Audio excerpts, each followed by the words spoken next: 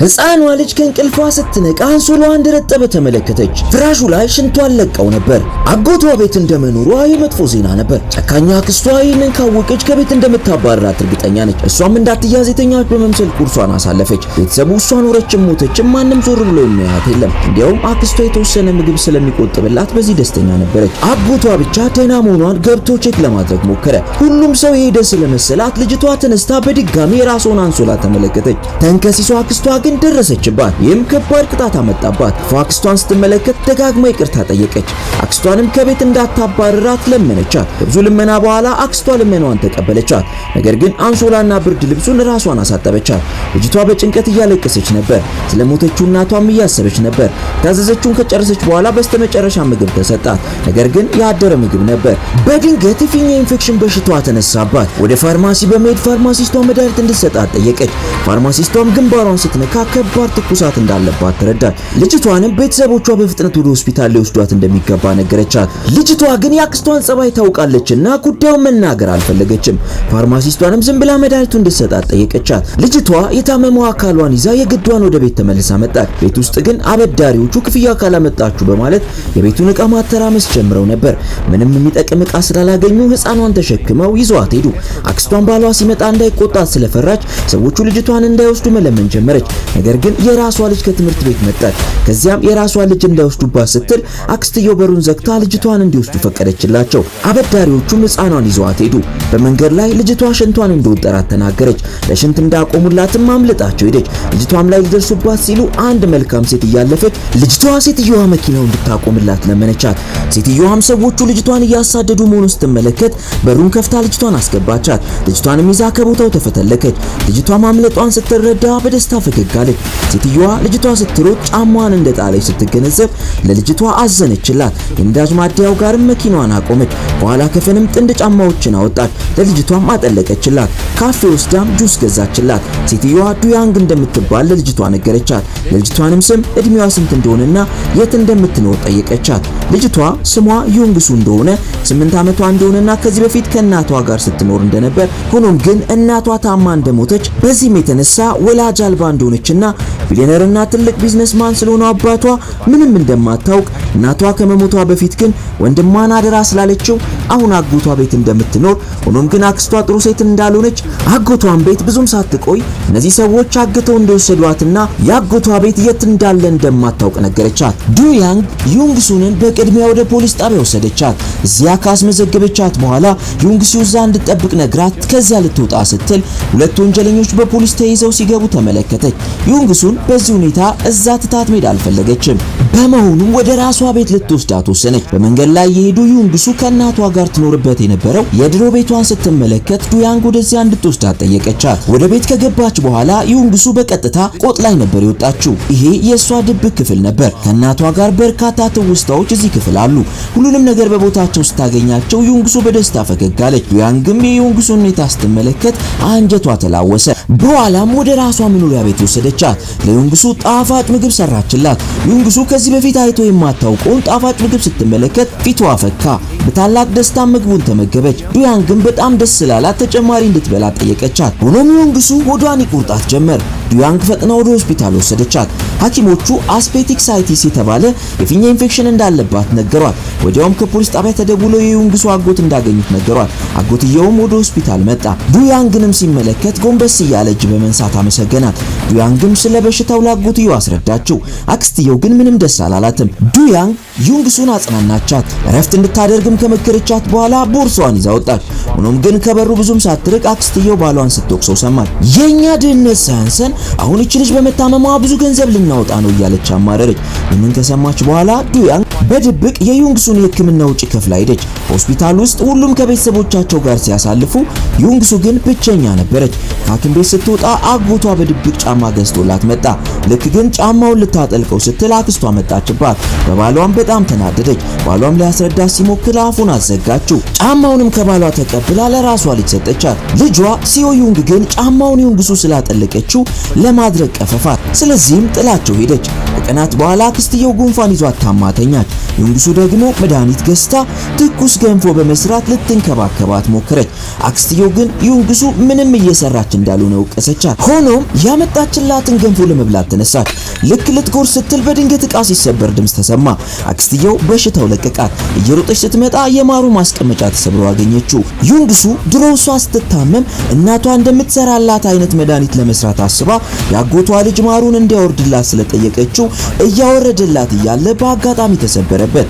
አክስትየው ስትመጣ ልጁ ሮጦ ወጥቶ ነበር። ዩንግሱ ዛሬ በአጋጣሚ ችግር ውስጥ ገብታለች። እሷ ባልሰበረችው ዕቃ አክስቷ ግን እሷ እንደሰበረችው አስባ ተቆጣቻት። ዱያንግ ደግሞ በአጋጣሚ ዩንግሱን ልጠይቃት ቤት ስትመጣ ዩንግሱ ብርጭቆውን እያነሳች እጇ ብርጭቆውን ሲቆርጣት ተመለከተች። አክስቷ የሕክምና ወጪውን አምጡ ልትላቸው ስለመሰላት በመምጣቷ ደስተኛ አልነበረችም። እሷ ግን የሕክምና ወጪውን ለመጠየቅ እንዳልመጣች ነግራቸው ዩንግሱን ይዛት ወጣች። የቆሰለው እጇን ካሸገችላት በኋላ በተሰበረው ዕቃ ፈንታ አዲስና ቆንጆ ጋር ገዝታ ላጎቷ ሚስት ዩንግሱ ይዛላት እንድትሄድ አደረገች። አንድ ቀን የአጎቷ ልጅ እናቱን ለትምህርት ቤት ገንዘብ ሲጠይቃት ትከለክለዋለች። በዚህ ጊዜ ዩንግሱን ደውሎ እናቱ እንደፈቀደችለት በማስመሰል ገንዘቡን እንድትሰርቅ ያደርጋታል። ሴትዮዋም እጅ ከፍንጅ ዩንግሱን ስትሰርቅ ትይዛታለች። በዚህም እየተበሳጨች ከዚህ በኋላ ከሷ ጋር መኖር እንደማትችል ነግራ ወደ ውጭ ታስወጣታለች። በአጋጣሚ ደግሞ ዱያንግን ትመለከታለች። ፈጥናም ዩንግሱንን ካጽናናቻት በኋላ ዩንግሱ በዚህ ሁኔታ እዚህ የተሰቃየች እንድትኖር አልፈለገችም። በመሆኑም ሴትዮዋ ዩንግሱንን እሷ ጋር ወስዳ ልታሳድጋት እንደምትፈልግ ነገረቻት። ምክንያቱም ከባለቤቷ ጋር ለ10 ዓመታት ሲኖሩ ልጅ አልወለዱም ነበር። ሁሌም እናት የመሆን ፍላጎት የነበራት ዱያንግ ካገኘቻት ቀን ጀምሮ ለዩንግሱ የተለየ ስሜት ተፈጥሮባት ነበር። ሴትዮዋም ዩንግሱን የሚወስድላት በመገኘቱ ትልቅ ሸክም እንደተከላገለች እያሰበች በደስታ ፈነደቀች። ዩንግሱም ወደ ዱያንግ መኖሪያ ቤት ሄደች። በጣም ትልቅ የሆነ የራሷ ክፍል ተዘጋጅቶላታል። ክፍሉም ከትንሿ የሷ ሰገነት ጋር ተመሳሳይ ነበር። ይህም ዱያንግ ምን ያክል ቦታ እንደሰጠቻት ለማሳየት ነበር። ለስራ ሌላ ሀገር ሄዶ የነበረው ባሏ ጋር ደውላ ስለ አዲሷ ልጃቸው ነገረችው። እሱም መጥቶ እስከሚያያት መጓጓቱን ነገራት። አንድ ቀን ያጎቷ ሚስት ልጇ ሲኦዩንን ከዩሱንግ ጋር ላገናኝ በሚል ሰበብ ወደ ዱያንግ ቤት መጡ። ዩንግሱ በደስታ ተቀበለቻቸው። ሆኖም የምትኖርበትን ቤተ መንግስት የሚያክል ቤት ከተመለከቱ በኋላ በተለይም ሲኦዩን በቅናት ቀጥል ስላለች እየሮጠች ወጥታ ሄደች። ለእናቷም እንደ ዩንግሱ ወላጅ አልባ ለምን አልሆንኩም? ምክንያቱም እዚህ ቤት ውስጥ እኔ ነበርኩ የምኖረው ስትል የእናቷ መኖር ለሷ ትርጉም አልባ መሆኑን ነገረቻት። ዱያንግና ዩንግሱ ልክ እንደ ትክክለኛ እናትና ልጅ በየቀኑ ይጫወታሉ፣ ፍቅር ይሰጣጣሉ። ዩንግሱ በደስታ የተሞላ አስገራሚ ሕይወት መኖር ጀመረች። ነገር ግን አንድ ቀን በሕይወታቸው ፍጹም ያልተጠባበቁት ዱብዳ ተከሰተ። ዱያንግና ዩንግሱ የሄደበት ሀገር እየመጣ ያለውን የዱያንግ ባለቤት ሊቀበሉ ወደ አየር መንገድ እየሄዱ እያለ በድንገት ከፊታቸው አንድ መኪና ገባባቸው። ዱያንግ በድንጋጤ መሪውን ጠቀለለችው። በከባድ መኪናም ተገጩ። ዜናውን ከሰማ በኋላ ባሏ ፈጥኖ ወደ ሆስፒታል መጣ።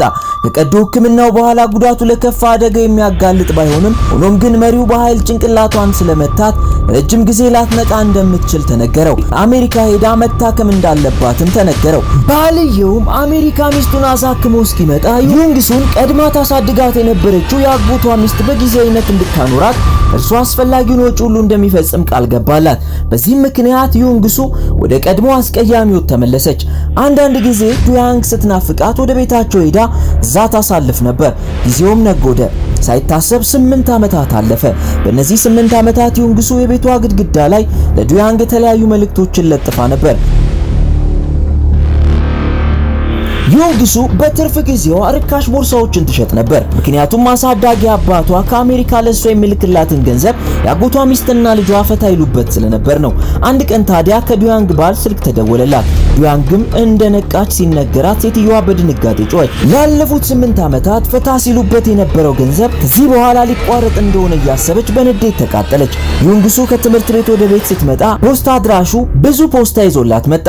በመጀመሪያ ካሳዳጊዎቿ የተላከ መልእክት መስሏት ደስ ብሏት ነበር። ውስጡን ስትመለከት ግን ላለፉት 8 ዓመታት ራሷ የጻፈቻቸው ደብዳቤዎች ተመላሽ ተደርገው ነበር። ይህ ማለት ደብዳቤዎቿ ወላጆቿ ጋር አልደረሱም ማለት ነው። ይህ የሆነበትም ምክንያት ከአክስቷ የባሰች ተንኮለኛ የሆነችው ልጇ ሳታያት አድራሻውን ቀይራባት ስለነበር ነው። በኋላም የዱያንግ ባል የላከው ጠበቃ የዩንግሱን አጎትና ሚስቱን አፈላልጎ አገኛቸው። ዩንግሱን አብራቸው እንድትኖር ወደ አሜሪካ ይዟት ለመሄድ እዚህ ድረስ እንደመጣም ነገራቸው። ምንም እንኳን ዱያንግ አሁን አእምሮ የተስተካከለ ቢሆንም ያለፈውን አንድም ነገር ማስታወስ ግን አትችልም ነበር። ምናልባትም ዩንግሱን ስታገኝ አእምሮዋ ሙሉ በሙሉ ሊድል ይችል ይሆናል። ንግግሩን ሳይጨርስ ሲኦዩን ወደ ቤት ከትምህርት ቤት ገባች። ጠበቃውም ዩንግሱ ማለት እሷ ናት ሲል ጠየቀ። ሴትዮዋም በፍጥነት ልክ ነው ዩንግሱ ማለት እሷ ናት አለችው። ዱያንግ የኋላውን እንደማታስታውስ ከሰማች በኋላ መጥፎዋ ሴት የተነሰሰችው ጥንስስ ነበር። ሲኦዩንም ዩንግሱን ቦታ ተክታ የቅንጦት ኑሮ መኖር ስትመኘው የነበረ ነገር ስለሆነ በደስታ ተቀበለችው። የዚያን ምሽት ዩንግሱ ወደ ቤት ስትመጣ ሲኦን በተዘዋዋሪ መንገድ ከዱያንግ ጋር ስለነበራቸው ቆይታ ጥያቄዎችን ጠየቀቻት። ዩንግሱም ምንም መጥፎ ሐሳብ ውስጧ ስላልነበር ሁሉንም ነገር በዝርዝር ነገረቻት። እሷም ስትጽፍ ነበር። ወደ አሜሪካ የዩንግሱን ቦታ ተክታ ስትሄድ ስህተት እንዳይፈጠር የጻፈችውን እያጠናች ነበር። እንደ ቀልድ ተጨማሪ 8 ዓመታትም አለፉ። በእነዚህ ዓመታት ዩንግሱ ለዲዛይን በተለይም ለቦርሳ የተለየ ፍቅር ነበራት። በመንገድ ላይ የራሷ አነስተኛ የቦርሳ ሱቅ ከፍታም ነበር። ዓለም አቀፍ የሆኑ ገበያዎችን ለመረዳት ብዙ ጊዜ ወደ አየር መንገድ ትሄዳለች። እዚያም ቆንጆ የቦርሳ ዲዛይኖችን ፎቶ እያነሳች ለመስራት ትሞክር ነበር።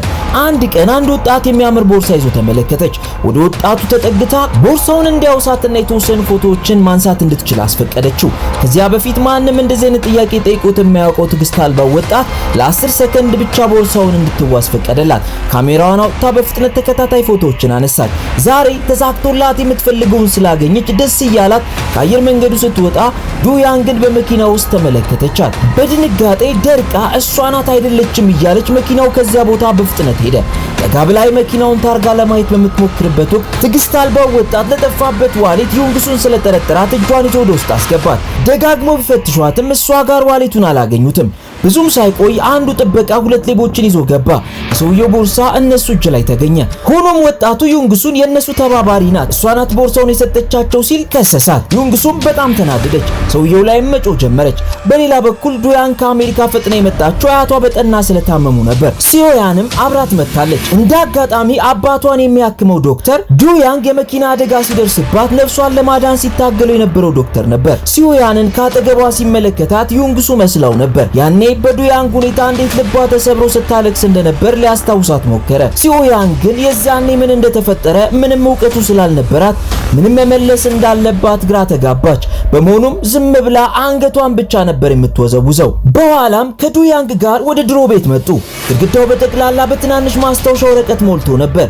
ሲኦያን ጉዳይ የሚወጣባት መስሏት በጣም ደነገጠች። ነገር ግን በሚገርም ሁኔታ ዱያንግ ማስታወሻዎቹን ሲኦያን የጻፈችው ስለመሰላት አቅፋት አለቀሰች። ከተረጋጋች በኋላ ሲኦያን ወደ እናቷ ቤት መጣች። ለዓመታት ሳታገኛት የቀረችውን ወላጅ እናቷን ስታገኛት ያን ያክል ደስተኛ አልነበረችም። ይልቁንም ይህንን ግንኙነት ለመበጠስ ነበር የመጣችው። እናቷም ለምን አለቻት። እርሷም ደሃ እናቷንና ድህነቷን እስከ መጨረሻ መርሳት እንደምትፈልግ ነገረቻት። ምክንያቱም አሁን ሌላ ሰው ሆናለች። የትላንቱ ታሪኳ የዛሬው ማንነቷን እንዲነካ አትፈልግም። እናቷ ይህን ስትል በጥፊ መታቻት። ምስጋና ቢስ መሆኗንም ነገረቻት። ጥፊው ግን ሲኦያንን አላነቃትም። የእናቷን ልብ ሰብራ ተነስታ ሄደች። ቀና በሆነ የእንጀራ አባቷ እገዛና ድጋፍ ሲኦያን የድርጅታቸው ዋና ኃላፊ ለመሆን በቃች። በሺንዋ ግሩፕ ስም አንድ ትልቅ የቦርሳ ዲዛይን ውድድር አዘጋጀች። ውድድሩ በትምህርት በስልጠና ሳይሆን በስራ ሲሆን ማንኛውም እችላለሁ የሚል ሰው መጥቶ የሚወዳደርበት ነበር። ቀድሞውንም ለቦርሳ ትልቅ ፍቅር የነበራት ዩንግሱ ውድድሩ ላይ ለመሳተፍ ምሽቱን አንድ ቆንጆ ዲዛይን ሰርታ በሚቀጥለው ቀን ውድድሩ ላይ ተመዘገበች። ከዚያም ዲስፕሌይ ላይ የተሰቀሉትን ሳምፕል ቦርሳዎች እየዞረች ማየት ጀመረች።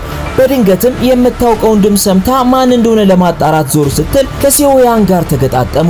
ሲኦያን በፍጥነት ከዚያ ቦታ ዞራለች። ቢሮዋ ገብታ ሚስጥሯ እንዳይጋለጥ በከባድ ጭንቀት ምን ማድረግ እንዳለባት ስታስብ ቆየች። ከዚያም በፍጥነት እናቷን መልሳ አገኘቻት። ከእናቷም ዩንግሱ የቦርሳ ዲዛይን ውድድሩ ላይ እንደምትሳተፍ መረጃ አገኘች። ከዚያም በፍጥነት ወደ ድርጅቱ ተመልሳ ኮምፒውተሯን ከፈተችና ስልጣኗን በመጠቀም ዩንግሱን ልትጥላት ሞከረች። ነገር ግን ውድድሩ ለካ ፍትሃዊ ዳኝነት እንዲኖር ሲባል ዲዛይነሮቹ ማንነታቸውን ሳይገልጹ ነበር ውድድራቸውን የሚያስገቡት። በመሆኑም የዩንግሱ ዲዛይን የትኛው እንደሆነ መለየት አልቻለችም። ዩንግሱ በውድድሩ እንዳታሸንፍ ከመመኘት በቀር ምንም ማድረግ አልቻለችም። ዩንግሱ ግን ከሚባለው በላይ ተሰጥኦ ያላት ስለነበረች ሁሉንም ዙር ውድድር አልፋ ፋይናል ላይ ደረሰች። ለመጨረሻ ውድድር አጎቷን የሌዘር ሳምፕል ፈልጎ እንዲያመጣላት ጠየቀችው። እርሱም በደስታ ሊያመጣላት ቃል ገባ። አንድ ቀን ዱያንግ አልጋ ያነጠፈች ዩንግሱ ጽፋ ተመላሽ የተደረጉትን ደብዳቤዎች አግኝታ በጣም አዘነች። ባሏም የዛን ጊዜ ሲሄዱ ትክክለኛውን አድራሻ ጽፎ እንደሰጠ ገለጸ። ታዲያ ደብዳቤዎቹ ላይ ያለው አድራሻ ለምን ተሳሳተ? የሁሉም ጥያቄ ነበር። ሲዮያን እውነታው እንዳይወጣ ስለፈራች ደብዳቤዎቹን መልሳ እንድትሰጣት ጠየቀቻት። ዱያንግ ግን እነዚህ ደብዳቤዎች ለኔ ትልቅ ማስታወሻዎች ከመሆናቸው ባሻገር ትውስታዬ እንዲመለስ ሊያግዙኝ ስለሚችሉ እኔ ጋር ይቆያሉ አለቻት። ወደፊትም አንድ እያረገች እንደምትመልስላት ቃል ገባች። ቀድሞውንም በስጋት የወደቀችው ሲዮያን ነገሩ የበለጠ ያስጨነቃት መጣ። እናቷን በጠዋት መጣ ዩንግሱ ፋይናል እንደደረሰች የበለጠ አስጨናቂውን ዜና ረዳቻት። ከልጇ ጋር በተመካከሩት መሰረት ማታ ላይ ዩንግሱ የለፋችበትን ስራዎቿን የተወሰኑትን ደበቀችባት። የተፈጠረውን የማታውቀው ዩንግሱ የውድድሩ ቦታ ላይ ተገኝታ ስራዋን እያየች በድንገት የመጨረሻው ሳምፕል ከቦታው እንደሌለ ስትመለከት በጣም ደነገጠች። ኢንተርቪው ሊጀመር 30 ደቂቃ ብቻ ነው የቀረው። ወዲያው ለአጎቷ ልጅ ደውላ ሁኔታውን አስረዳችው። ከአጎቷ ልጅ ጋር ይዋደዳሉ። ስለሆነም በፍጥነት የጠየቀችውን እቃዎች ሰብስቦ ይዞ ሊወጣ ሲል እናቱ ልታስቆመው ሞከረች። እሱ ግን እናቱን ወደ ጎን አድርጎ እየከነፈ በሞተር ይዞላት ሄደ። ነገር ግን መድረሻው ላይ ሊደርስ አካባቢ አደጋ ደረሰበት። ጊዜ እንደሌላ ስትመለከት ዩንግሱ ወደ ሱፐርማርኬት አመራች። አስፈላጊ ያለቻቸውን የተወሰኑ እቃዎች ሰብስባ ወደ ድርጅቱ መጸዳጃ ቤት ገባች። እዚያም ሳምፕሉን መስራት ጀመረች። አጠገቧ ያሉት ሴቶች በአግራሞት ይመለከቷት ነበር። አብዛኛውን ነገር ሰርታ አንድ ነገር ብቻ ቀራት። ያንን እቃ ለመፈለግ ስትወጣ ከአንድ ሰው ጋር ተጋጩ። እሷ የታያት የልጁ የታመያዣ ሌዘር ቦርሳ ነበር። በዚህ ሰዓት ስለምንም ነገር ግድ አይሰጣትም። ግራ የተጋባውን ወጣት እየጎተተች መጸዳጃ ቤት ይዛው ገባች። አይኑ እያየ ውዱን ቦርሳውን ቆርጣ ለራሷ ስራ ተጠቀመችበት። ከመውጣቷን በፊት ቢዝነስ ካርዷን ሰጠችው። ያጠፋችውን ወጪ እንደምትመልስ ቃል ገብታ እየሮጠች ወደ ውድድሩ ገባች። የአጎቷ ልጅ ሲዮያን ከዳኞቹ መሃል ተቀምጣለች። ሲዮያን ፈጽሞ እንደማታውቃት አክት ስላደረገች ብሎም ስሟን ስላስቀየረች ምናልባት ተመሳስላብኝ ይሆናል ብላ አሰበች። ውጤቱንም ያቀረበችው ሳምፕል የማይመጥን በማለት ሲዮያን እንድትወድቅ አደረገቻት።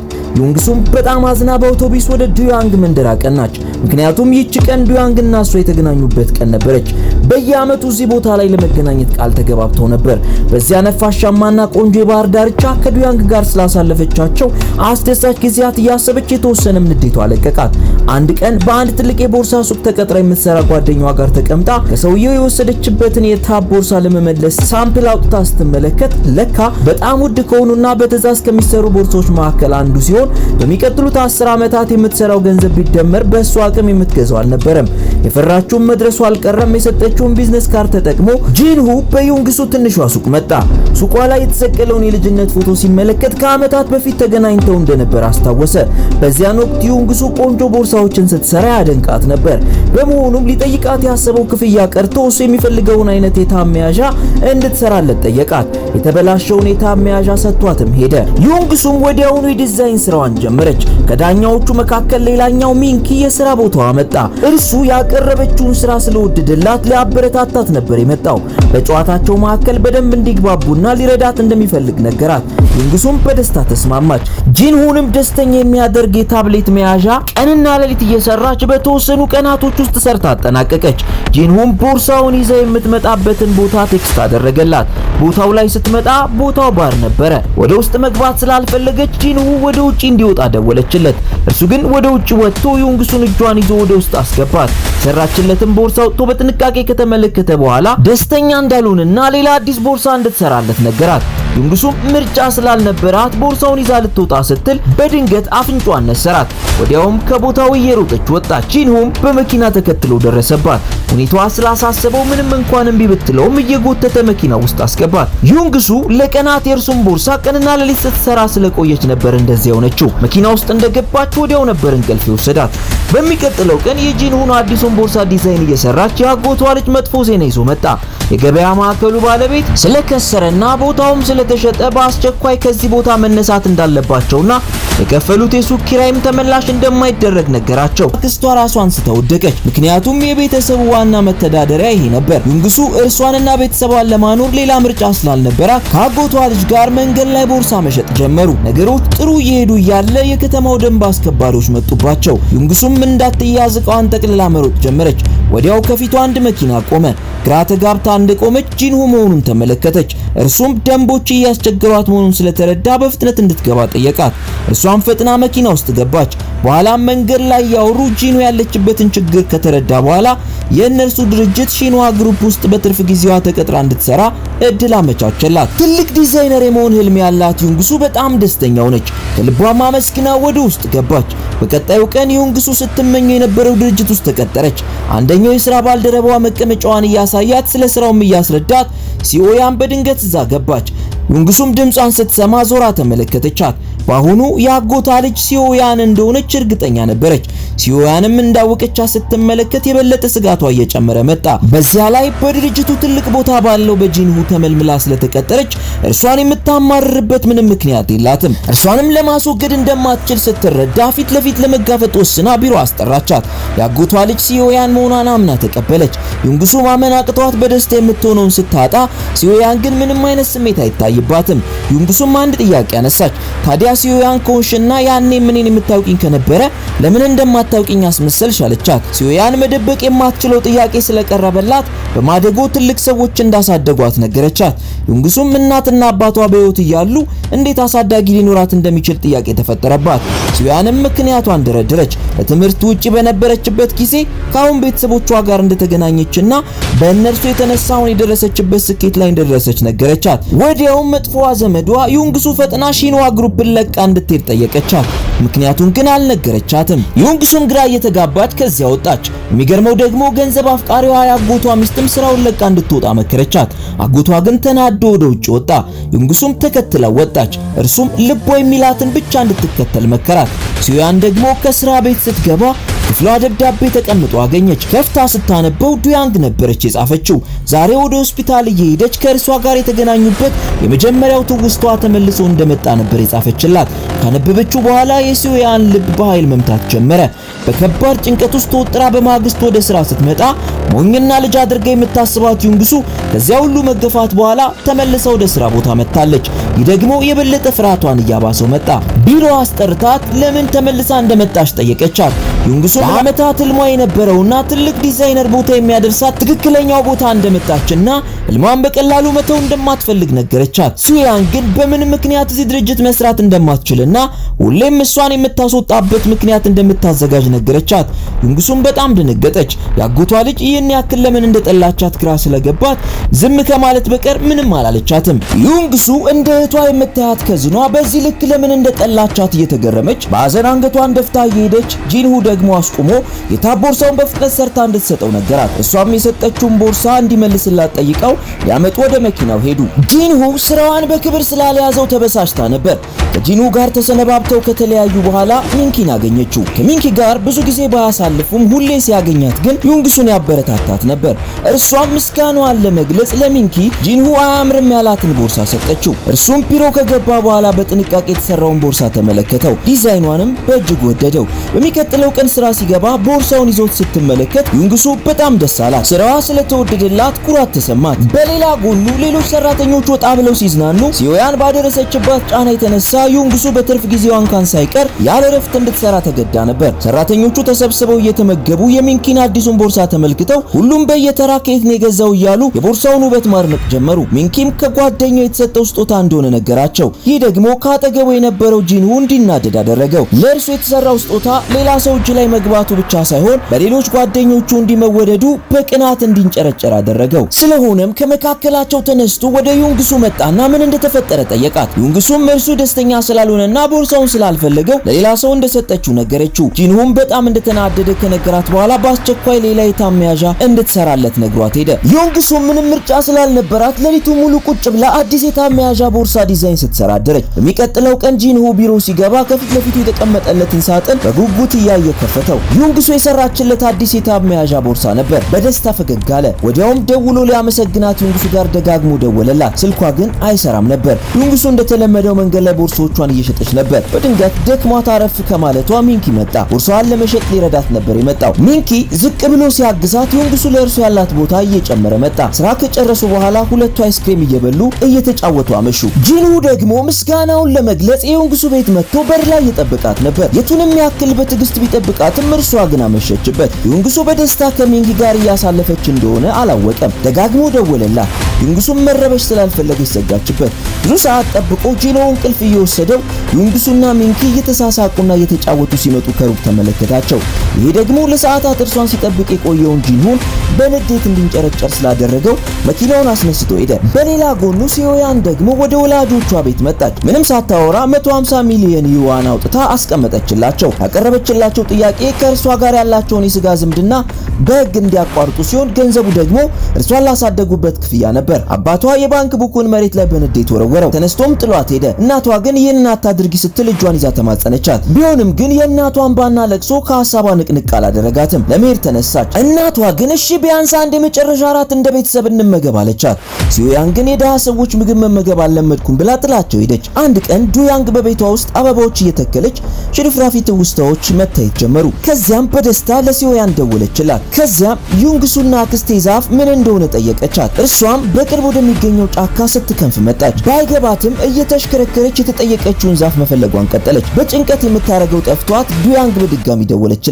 ዩንግሱና አክስቴ ዛፍን እንዳገኘችው ነገረቻት። ለካ የጠየቀቻት እውነተኛ ዛፍ ሳይሆን ዱያንግና ዩንግሱ አብረው የሳሉት የዛፍ ስዕል ነበር። ከዚያም ለሲዮያን በልጅነቷ ትነግራት ስለነበረው ታሪኮች አስታወሰቻት። ሲዮያን በተፈጠረው ነገር በጣም አፍራለች። ዱያንግም የምትጠይቃትን አንዳንድ የትውስታ ጥያቄዎች በጥንቃቄ መለሰችላት። ከዚያም ዱያንግ ምንም ሳትጠራጠራት ጥያቄዎቹ መልሳ ወደ ክፍሏ መታ ተዘረረች። በቀጣዩ ቀን ሲዮያን ከጭንቀት ብዛት ታመመች። ዱያንግ ከባሏ ጋር ሲመካከሩ ምናልባት የታመመችው ሲዮያን እዚህ መኖር ስላለመደች ይሆናል ብለው ስላመኑ ቤት ለመቀየር ዕቃቸውን ማጓጓዝ ጀመሩ። የዩንግሱ ክፍል ዕቃ እያወጡ ያለ የአንዲት ሴት ፎቶ አገኘች። በጀርባው ውዷ እናቴ ይላል።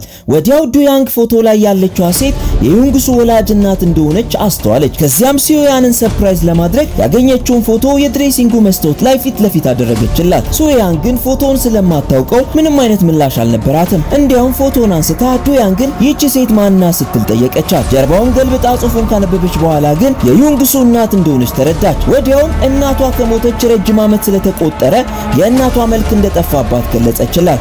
ይህ ደግሞ ዱያንግ የተወሰነ ጥርጣሬ ውስጧ እንዲፈጠር አደረጋት። ሲዮያንም ግራ አጋባቻት። የፈለገ ዘመን ቢቆጠር ሰው የገዛ እናቱን መልክ እንዴት ሊረሳ ይችላል ስትል ጠየቀች። ዱያንግ ከወጣችላት በኋላ ሲዮያን በእጇ ያዘችውን ፎቶ እያየች ነገሮች ከቁጥጥሯ ውጭ እንዳይሆኑ ፈራች። በመሆኑም ዩንግሱን በፍጥነት ከዚያ ካምፓኒ ለማስወጣት ወሰነች። ዩንግሱንም የምታባርርበትን ሴራ ሸረበች። ባቀደችውም መሰረት በሚቀጥለው ቀን በእሷ ስር የምትሰራውን ያሮን ከዩንግሱ ካቢኔት ውስጥ እስካሁን የሰራቻቸውን ዲዛይኖች እንድትሰርቅ አደረገቻት። በሰረቀችው ዲዛይን የተነሳ የያሮ ስራ አንደኛ ወጣ። ዩንግሱን በቀጥታ ያሮን ለምን እንደዚህ አደረግሽ ስትል ጠየቀቻት። ያሮ ግን ተራ ሰራተኛ እንደሆነችና ምንም እንደማታመጣ ነገረቻት። ዩንግሱም ንዴቷን ወደ ውስጥ ውጣ ዝም ከማለት በቀር ምንም አላለችም። ነገር ግን የሁለቱን ንግግር አንዲት ለሚንኪ ቅርብ የነበረች ሰራተኛ ሰማችና ወሬውን ለሚንኪ ነገረችው።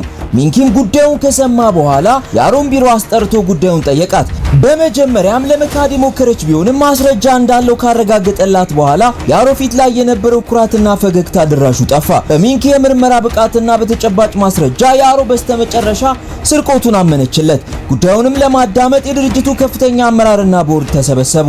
አመራሮቹም ያሮን ስለ ጉዳዩ ሲጠይቋት ስርቆቱን ፊት ለፊት ሸመጠጠች። ይህ ደግሞ ቀድሞውንም የታቀደበት ነገር ነበር። ሚንኪም ባለበት ክው ብሎ ቀረ። ከዚያም ሲዮያን ተነስታ ዩንግሱ እንድትባረር ሐሳብ አቀረበች። ዩንግሱ ራሷን ለመከላከል ብትሞክርም ማንም እርሷን የሚያምናት አልተገኘም። ከስብሰባው በኋላ በንዴት ሲዮያንን ለምን ስትል ጠየቀቻት። ሲዮያንም ከዚህ ድርጅት ሰበብ ፈልጋ እንደምታስወጣት አስቀድማ እንዳስጠነቀቀቻት ነገረቻት። በመጨረሻም ዩንግሱ ከምትወደው የሹኑዋ ግሩፕ ተባረረች። በጣም ስለተናደደች ከጓደኛዋ ጋር ሲጠጡ አምሽተው ሰክራ ወደ ቤቷ መጣች። ጂንሁ ስለተጨነቀ ቤቷ ድረስ መጥቶ ነበር።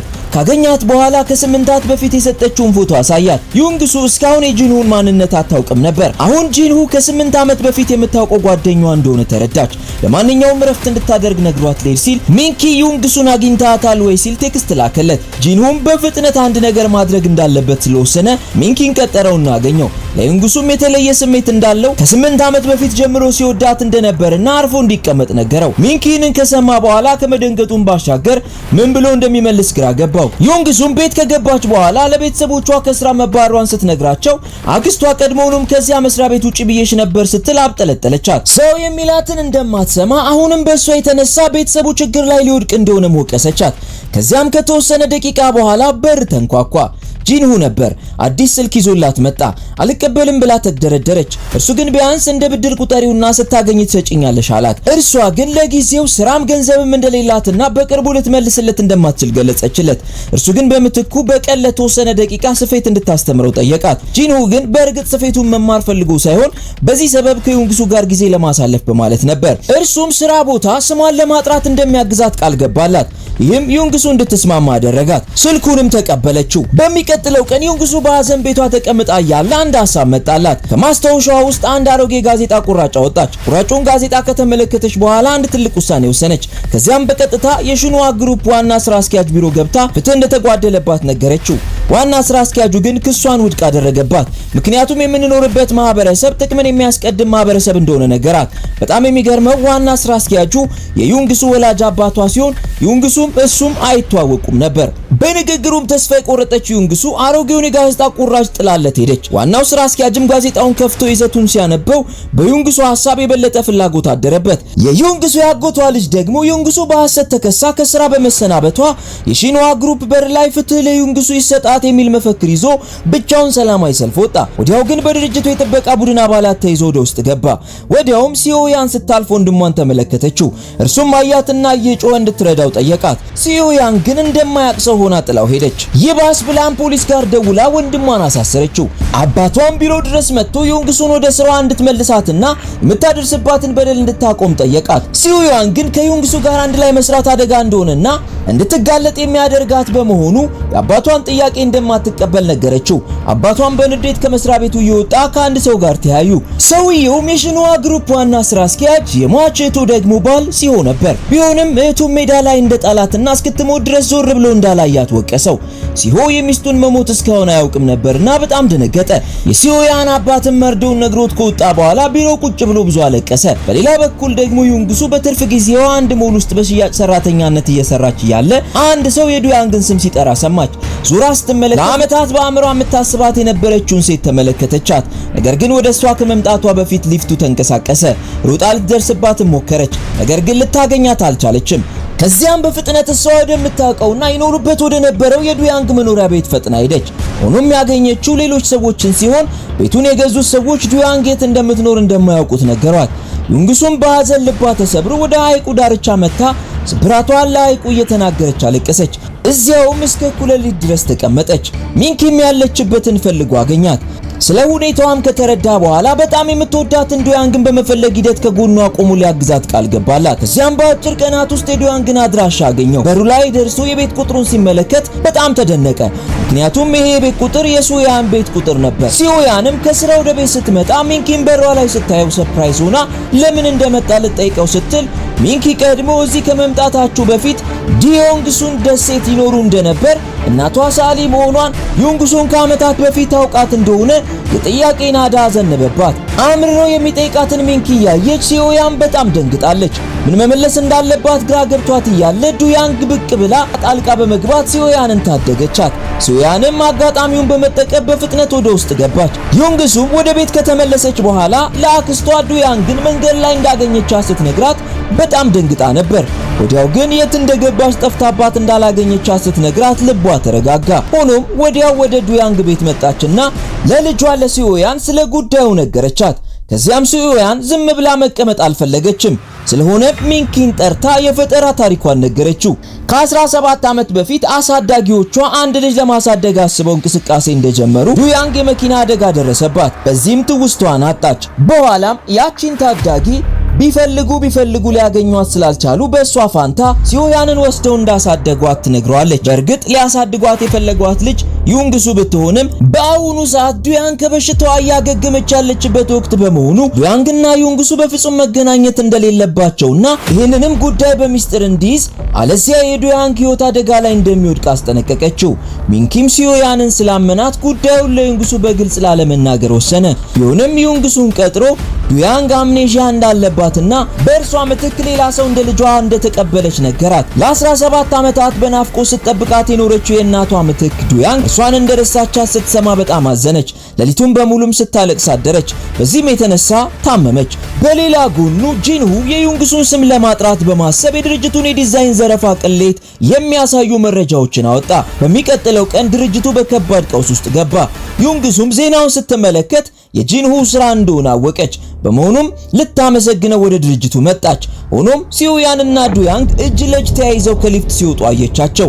ዩንግሱም የምታየው ማመን አቅቷት በቁሟ ደርቃ ቀረች። በመንገድም እየሄደች ወደ ኋላ ተመልሳ ነገሮችን ስታገጣጥም ሁሉም ነገር ግልጽ ሆነላት። ከ10 ዓመት በፊት ሲዩያን ለትምህርት ሳይሆን የሷን ቦታ ተክታ እንደሄደች ገባት። ከመሄዷም በፊት ሆን ብላ ስለ ዱያንግ የጠየቀቻትን ሁሉ አስታወሰች። አሁንም በተቻላት አቅም ለምን ካጠገቧ ልታርቃት እንደምትሞክር ሁሉንም ነገር ተረዳች። ሽፍንፍኑ ሁሉ አደባባይ ወጥቷል። ወደ ቤት ገና ከመግባቷ አክስቷ ወቀሷን ጀመረች። ሆኖም አጎቷ ደግሞ ሚስቱን ሊቆጣት ሞከረ። በልህና በቁጭት የተሞላችው ዩንግሱ ስሜቷን መቆጣጠር አልቻለችም። እያለቀሰች ልጃቸው የእርሷን ቦታ ተክታ ለምን እንድትሄድ እንዳደረጓት ጠየቀች። የአጎቷ ሚስት በድንጋጤ የያዘችውን ለቀቀችው። አጎቷም የዩንግሱን ጥያቄ መቋቋም ስላልቻለ በአፍረት አንገቱን ደፋ። አፍረተ ቢሷ ሴት ግን በፍጥነት ወደ ዩንግሱ ተጠግታ ሲዩያን ስትፈጠርም ከእርሷ የተሻለች እንደሆነችና ሀብታም ሆና የቅንጦት ሕይወት ልትኖር የሚገባት እርሷ እንደሆነች፣ ዩንግሱ ሲጀመር ወላጅ አልባ ስለሆነች እርሷ የተፈጠረችው ድሃ ሆና ለመኖር እንደሆነ ነገረቻት። ባሏ ግን እየጮኸ ዝም እንድትል ነገራት። ዩንግሱንም እጇን ይዞ ዱያንግ ቤት እንሂድና እኔ እውነቱን እናገራለሁ አላት። ወደ ትክክለኛ ቦታዋም እንድትመለስ እንደሚያግዛት ቃል ገባላት። ሚስቱም ዘላ በሩን ዘግታ አትወጡም አለቻቸው። ዩንግሱ ለልጇ ይቅርታ እንድታደርግላትም ጠየቀቻት።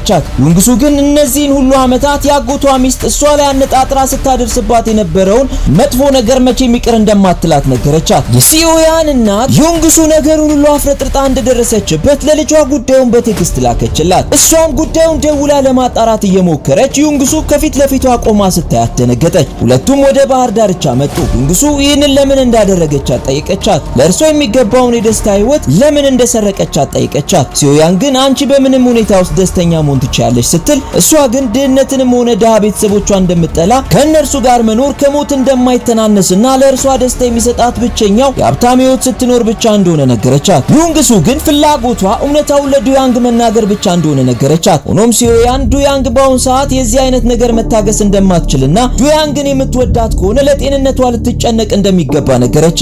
ዩንግሱ ንዴቷን መቆጣጠር ስላልቻለች በኃይል በጥፊ መታቻት። ሲዩያንም ወዲያው ልቧን አመማትና ወደቀች። መልካሟ ዩንግሱ ግን ሲዩያንን ሆስፒታል አስገባቻት። አሳዳጊዎቹም ወዲያው መጡ። ዱያንግ ለሲዩያን ያላትን ፍቅርና እንክብካቤ ተደብቃ ያየች ዩንግሱ በሐዘን ልቧ ቆሰለ። ደጋግማ ካሰበችበት በኋላም ከአጎቷ ቤት ለመውጣት ወሰነች።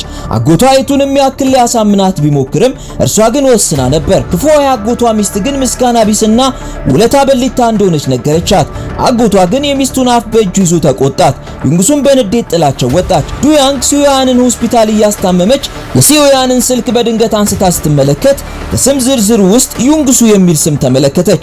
ግራ እየተጋባችም ወደዚያ ቁጥር ደወለች። በአክስቷ ልጅ በጣም የተበሳጨችው ዩንግሱ ግን ስልኩን ዘጋችው።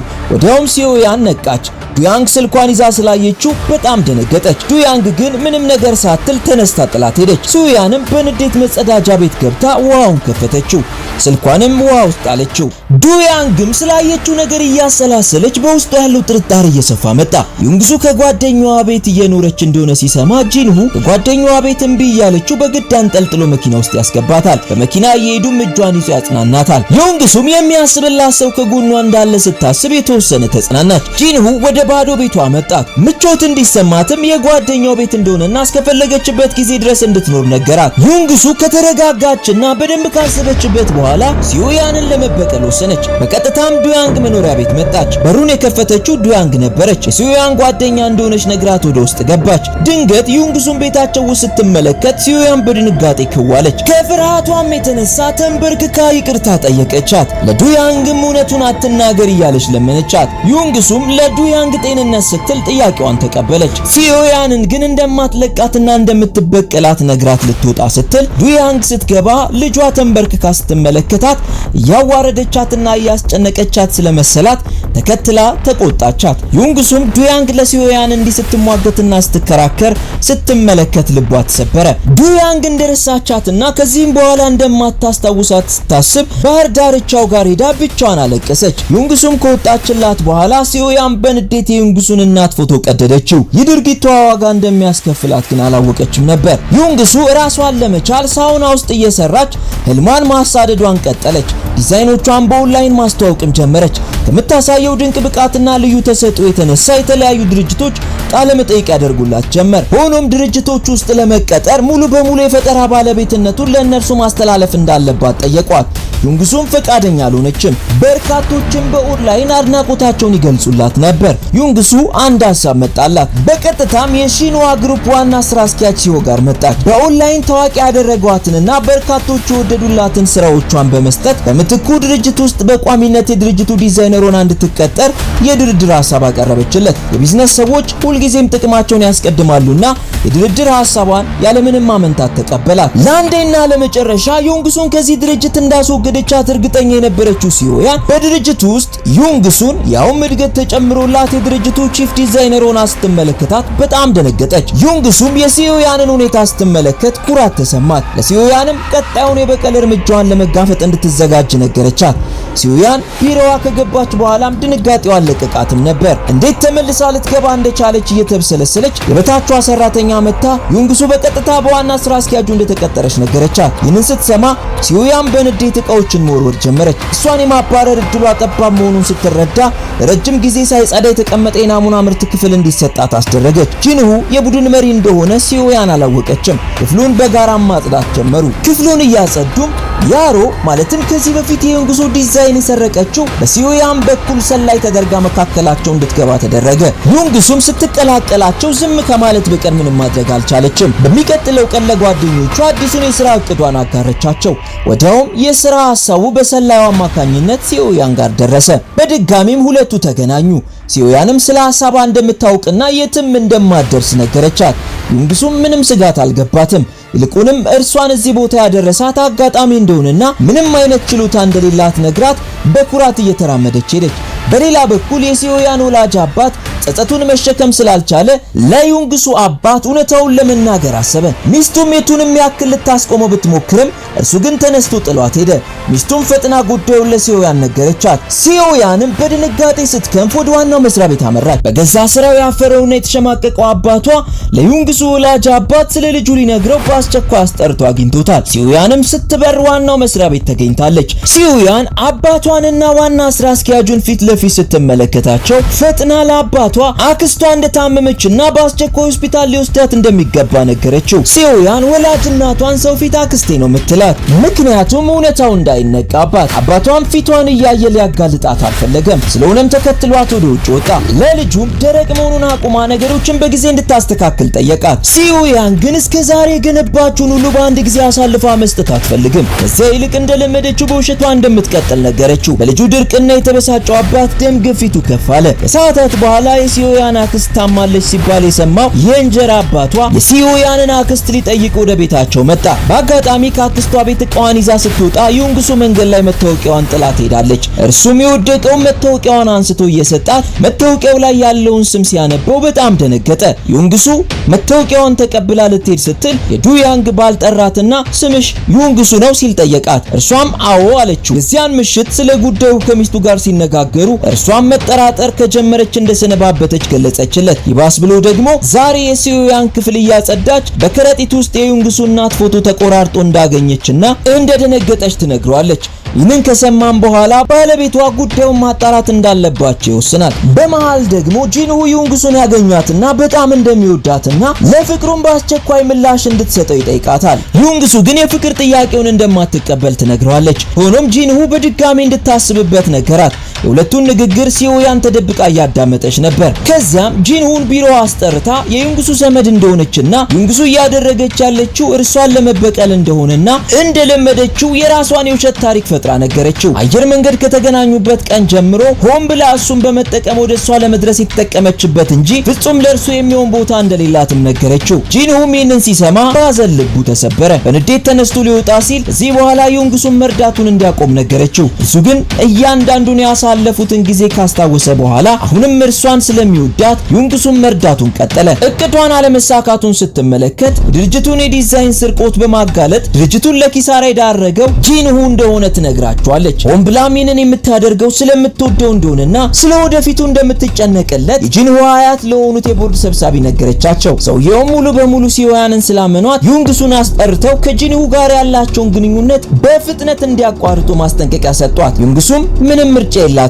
የሰውየውን ሐሳብ ተቀበለች። በምላሹ ግን የዲዛይን ባለቤትነቷን መልሰው እንዲሰጧት ጠየቀች። ጂንሁም ዩንግሱ በጥቅም እንደቀየረችው ስላሰበ በጣም አዘነ።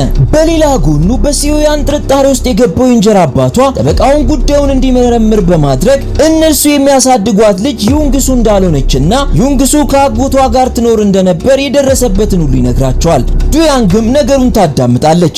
ነገሩን አምናም መቀበል በጣም ይከብዳታል።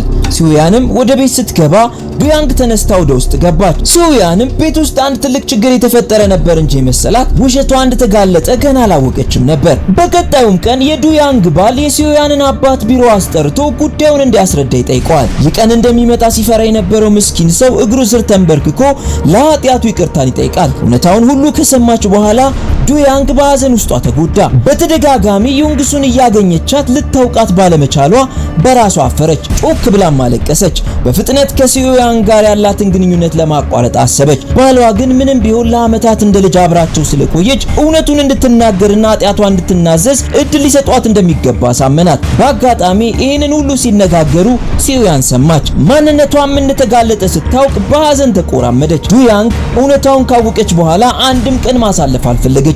በማግስቱም ወደ ዩንግሱ ሄደች። ዩንግሱን ከኋላ ስትጠራት ለዓመታት ስትናፍቃት የነበረውን ድምጽ ወዲያው ነበር የለየችው። በተዘበራረቀ ስሜት ለተወሰነ ደቂቃ ፈዛ ቆመች። በኋላም እየተላቀሱ ተቃቀፉ።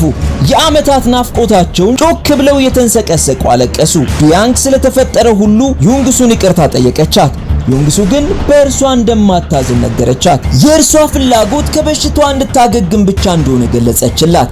ከዚያም አዘውትረው የሚሄዱበት የባህር ዳርቻ ጋር በመሄድ የህይወታቸውን ጣፋጩን ጊዜ አሳለፉ። በሌላ ጎኑ ሲዮያን እንደተነቃባት ብታውቅም ምንም እንዳልተፈጠረ ህይወቷን ቀጠለች። እውነታውንም የመናገር ፍላጎት ያላት አትመስልም። ቤተሰቦቿን ደስተኛ ለማድረግ ዱያንግ የምትወደውን የአሳ ምግብ አበሰለች። በንግግሯም የድሮ ትውስታዎችን እያነሳች አንጀታቸውን ለመብላት ሞከረች። አፍረተ ቢሷን ሲዮያንን ታግሳ ማዳመጥ ስላቃታት ዱያንግ ምግቡን ጥላ ተነስታ ሄደች። ባሏ ግን እንድትረጋጋና ትግስት እንዲኖራት ጠየቃት። ምንም ቢሆን ለ10 ዓመታት አብረው ስለኖሩ እድል ሊሰጧት እንደሚገባ ነገራት። ሲዮያን ምግቡን ብቻዋን እየበላች እንባዋን ማስቆም አልቻለችም። በሚቀጥለው ቀን አባቷ ቢሮ መጥቶ ከመዋረዷ በፊት ከዛ ቤት እንድትወጣ መከራት። እርሷ ግን ሂጂ እስካላልዋት ድረስ ጣፋጩን የቅንጦት ኑሮ ማጣጣም እንደምትፈልግ ነገረችው። ዱያንግና ዩንግሱ መገናኘታቸውን ቀጥለዋል። ፍቅራቸውም የተለየ ነበር። ሁለቱ በደስታ ራት እየተመገቡ ሲዮያን ከድርጅቱ ስራ አስኪያጅ ጋር አብረው ገቡ። ሲዮያን ዩንግሱና ዱያንግ በፍቅር አንድ ላይ ስትመለከታቸው በጣም ደነገጠች። ፈጥናም ወደ መጸዳጃ ቤት መጣች። የልብ ምቷ እንደጨመረ ስለታወቃት ራሷን ለማረጋጋት እየሞከረች ዩንግሱ ተከትላት መጣች። ሲዮያንም እናቴን ከኔ እንደቀማሽኝ እያሳየሽኝ ነው አለቻት። ዩንግሱም እውነተኛው እናትሽ ማን እንደሆነች ሁለታችንም እናውቃለን አለቻት። ጊዜው እየሄደ መጣ። አንድ ወርም ተቆጠረ። እስካሁን ሲዮያን ኃጢአቷን አልተናዘዘችም። ዱያንግና ባሏም ትግስታቸው አለቀ።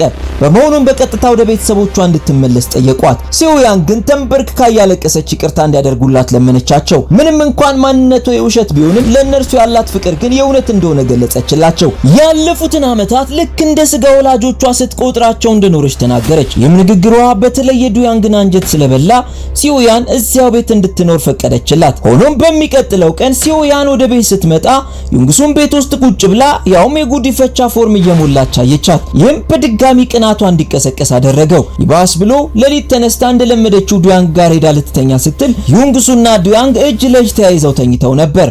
በሚቀጥለው ቀን የዩንግሱ አጎት ለዋና ስራ አስኪያጁ ለሲሆ ዩንግሱ ልጁ እንደሆነች ነገረው። ሰውየውም በስራው ጸጸት ስለተሰማው በራሱ አዝኖ አለቀሰ።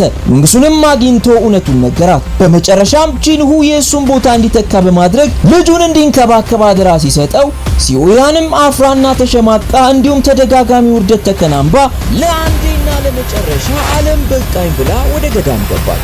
ሰናዩን ተመኘውላችሁ። ሁሌም ምርጥ ምርጡን ለእናንተ ቤስት ሙቪስ ሪካፕ ይመቻችሁ።